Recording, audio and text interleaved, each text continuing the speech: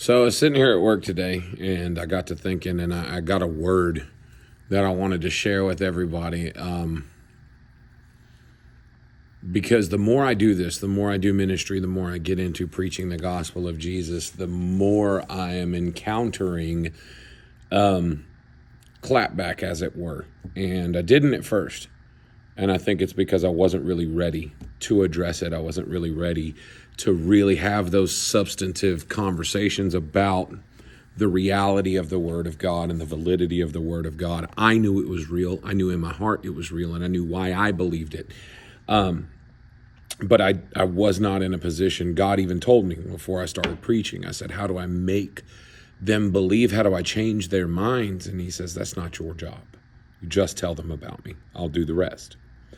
But I wanted to talk along those lines about that very thing, about belief and faith and what you believe in and why you believe it. And specifically, I wanted to talk about the enemy. You watch music videos, you watch award ceremonies, you watch halftime shows, and there are some pretty suspect behaviors going on in these things, very clearly satanic imagery and things like that. And it's just pacified. But anytime somebody talks about Jesus, everybody has a conniption about it. But what people don't realize is the enemy, the devil, does not want you to believe in or worship him at all.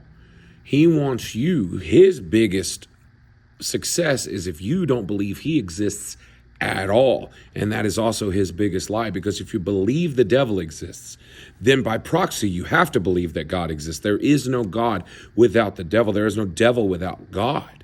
He created him. So to say, oh no, there's nothing out there, there's no way, it was just a big bang, it was all expanding gases, all of this happened randomly and inexplicably with no reason at all, is the biggest lie the enemy tells. And when he's got you on that, he's got you. Because if you believe that, it's way harder to get you to come back. If you believe that the devil exists, you have to believe that God exists. And if you believe that God exists, there's a potential and a chance that he can find you and change you and become the Lord of your life and be a light for how you live and a guide for how you live. But if you don't believe he exists at all, you are already in hell.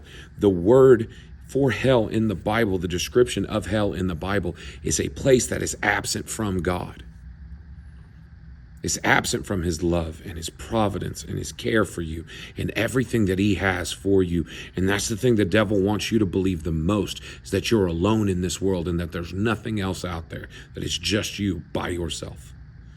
That's his biggest lie, and that's how he knows he's got you. He doesn't want you to believe he exists at all. That's the last thing he wants, because if you believe he exists, then you can be converted to the other side. You can come to know and accept Christ if you believe the devil exists. But if you believe there's nothing out there, the hope for you is so far more diminished than if you were to be actively worshiping the devil.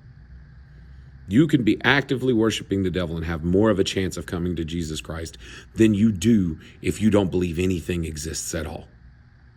It happens. There are testimonies of just that thing, multiple testimonies of just that thing. So I'll tell you this, there is a God.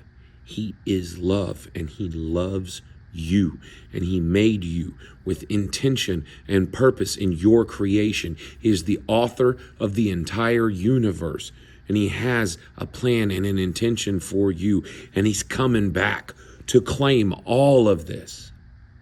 Will you be ready when he does? God bless you. Shalom. I love you.